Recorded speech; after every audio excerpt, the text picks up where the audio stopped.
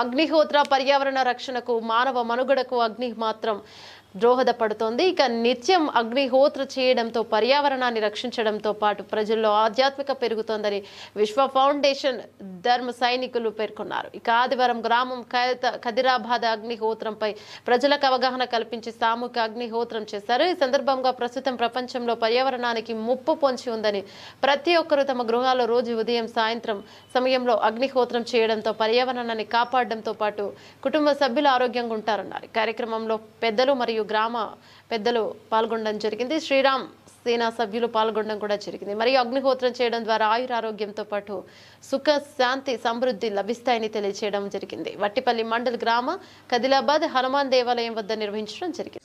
మొదటి భాగాన్ని కుడి చేతితో తీసుకొని నేను చెప్పినప్పుడు 10 నుంచి కౌంట్ చేస్తాను. అప్పుడు 1 అనగానే మీరు స్వాహా ఇవ్వండి.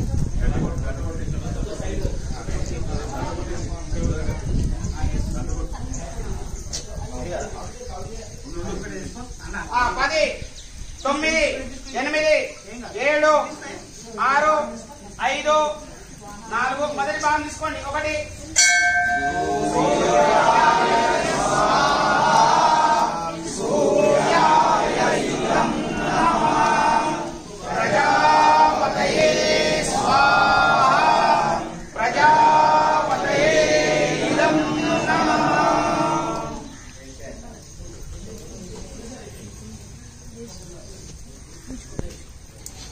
ఏం విడియొద్దుగా ఏం విడియకండి.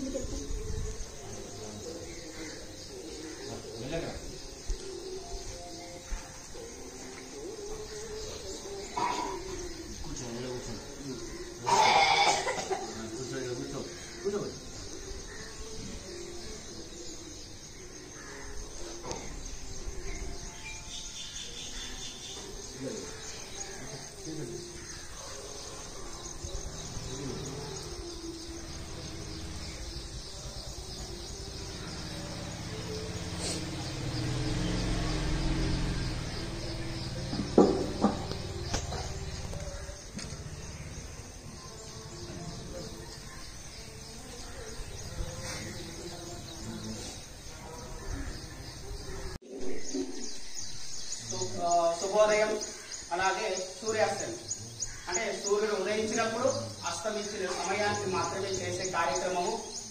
ఈ కార్యక్రమంకి చేసిన ప్రతి ఒక్కరికి ధన్యవాదాలు తెలుపుతున్నాను.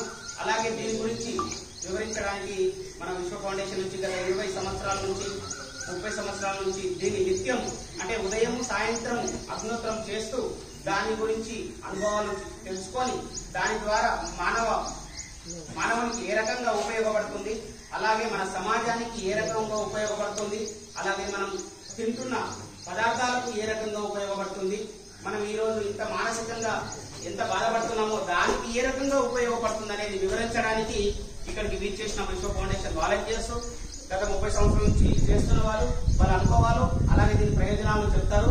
మొదటిగా మన శంకర్ గారు అనేది గత 30 సంవత్సరాల నుంచి దీన్ని అభివృద్ధి చేస్తున్నారు. ఇది ఎక్కడి నుంచి ప్రారంభమైందనేది వారు వివరిస్తారు. ఇది మన పూర్వీకులు అనమాట.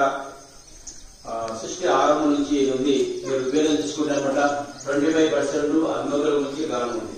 దీనిలో ఇప్పుడే ఏమం ఏమం ఉపాధి అంటే పరమేశ్వరుడు అనమాట మీకు ఆదేశం కానీ ఉపాసన కానీ అన్ని ఇది సర్వం ఇదే అని చెప్పి ఋగ్వేదం చెప్పబడుతుంది. సృష్టి ఆరంభం నుంచి ఇదే జరుగుతూ ఉంది. తర్వాత ఋషులు దీన్ని ఆచరించారు. తర్వాత రాజుల వారికి వచ్చింది, కాస్త ప్రజల వారికి వచ్చినప్పుడు కాస్త దీనికి కొద్దిగా విడివిడి జ్ఞానం వల్ల ఒకటే కూడా దానికి ఆపదగలిగించారు. దానికి గౌతముడు వచ్చినప్పుడు దాన్ని ఆపేయడం జరిగింది. హింస చేయడం, హింస ప్రభావం ఎట్లా జరిగింది అంటే బియ్యం అన్నమాట హత్య చేయాలంటే హత్య అంటే బియ్యం, హత్య అంటే వ్యాఖ్యం తీసుకున్నాం. దాన్ని హింస చేయడం మొదలుపెట్టడానికి అనమాట గౌతముడు అనమాట యజ్ఞం పేరు మీద హింస విపరీతంగా జరుగుతుంది కాబట్టి దాన్ని ఆపేసి జరిగింది. ఎప్పుడు 25 సంవత్సరాల పూర్వం దాన్ని ఆపేసి జరిగింది. తర్వాత మీకు అందరికీ తెలుసు గంగాపూర్ అంటే ఇప్పుడు అందరికీ తెలుసు లక్ష్మీ నరసింహ సంపూర్ణ దత్తావతారం. ఆయన కూడా గంగాపూర్ నుంచి అనమాట అక్కడి నుంచి ఒక 500 సంవత్సరాల పూర్వం అనమాట అక్కడి నుంచి అనమాట అక్కడ లేడు గంగాపూర్, చాలా మందికి తెలుసుకోలేదనమాట. అక్కడి నుంచి బయలుదేరి శ్రీశైలం అడవులు అనమాట అక్కడ తపస్సు అనమాట చేయడం జరుగుతుంది.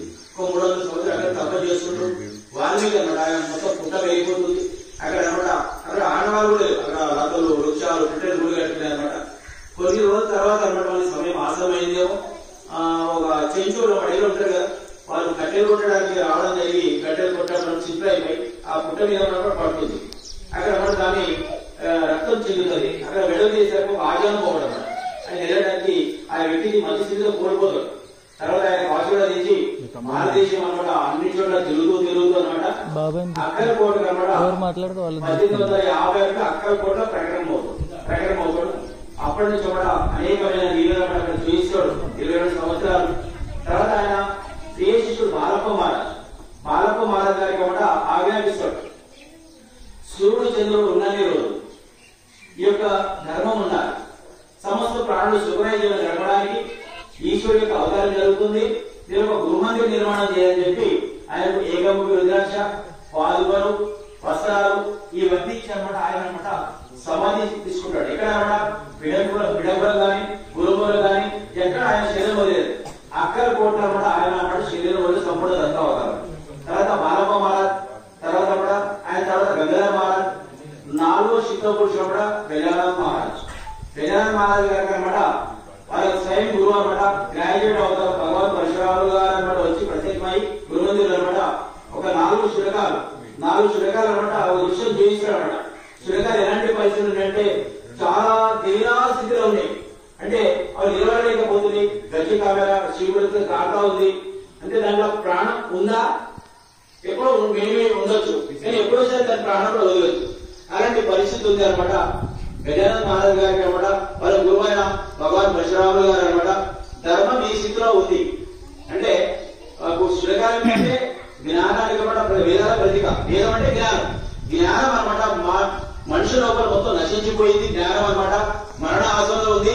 మీరు ఏం చేయగలుగుతారు అంటే గజానన్ మహారాజ్ గారు ధర్మం ఈ స్థితి అనుకుంటే మేము దాన్ని పునర్జీవం గావించగలుగుతాం అని చెప్పాడు. మీరు ఎప్పుడైతే దాన్ని పునర్జీవం గావిస్తారో అది మా గురుదక్షిణ స్వీకరిస్తామని చెప్పాడు అనమాట.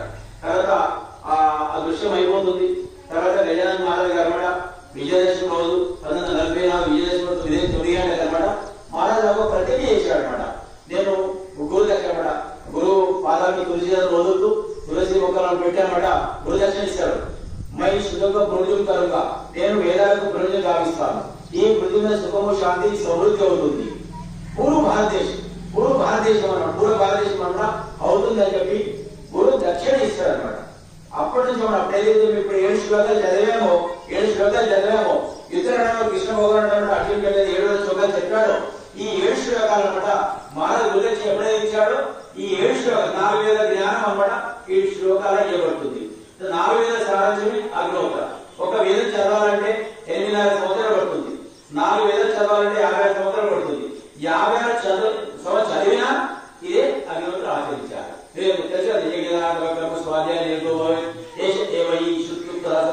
ఇది సనాతన ధర్మం. 4 వేల జ్ఞానాన్ని ఇది అగ్నిహోత్ర. అప్పుడు గజానన మహారాజు కూడా ఈ అగ్నిహోత్ర అనమాట సృష్టి కొత్త నిర్మాణం అన్నమాట గావించుకోవచ్చు. ప్రజలకు ఏదైతే జ్ఞానం నశించిందో దాన్ని మళ్ళీ మేలుకొనుకోవచ్చు. దీనివల్ల ప్రవచనం చెప్పడం వల్ల కాదు, గ్రంథం చదవడం వల్ల కాదు, 4 వేల చెప్పబడుతుందో ఆ అగ్నిహోత్ర చేయడం వల్ల మనకనమాట మన జ్ఞానం పెరుగుతుంది, సంస్కారం వస్తుంది, సృష్టి కొత్త నిర్మాణం జరుగుతుంది, ఈ భూసంపద పెరుగుతుంది అని దీనివల్ల జరుగుతుందని చెప్పి గజానన మహారాజు కాబట్టి ఈ అగ్నిహోత్ర అనమాట మళ్ళీ అందరికీ అనమాట ఇన్వైట్ జరిగింది. అప్పటి నుంచి అక్కలకోట నుంచి ఈ అగ్నిహోత్ర ప్రపంచవ్యాప్తంగా వ్యాపిస్తుంది. ఈ రోజు మన దేశమే కాకుండా 72 దేశాలు ఆచరిస్తున్నాం. 72 దేశాలు ఆచరించి హ్యాపీనెస్ ఆనందం అనమాట పొందగలుగుతున్నారు. ఆనందం అనమాట ఇప్పుడు మార్కెట్ ఎక్కడ దొరికేది కాదు. ఆనందం అనమాట డబ్బులు ఇచ్చి చాలా మంది ఉన్నారు. కానీ ఆనందం ఎక్కడ దొరుకుతుంది? ధర్మాన్ని ఆచరించే వల్ల సుఖము, శాంతి, సమృద్ధి మనకు లభిస్తుంది. సమృద్ధి అంటే మీకు అన్ని ఉందంటే సమృద్ధి అంటే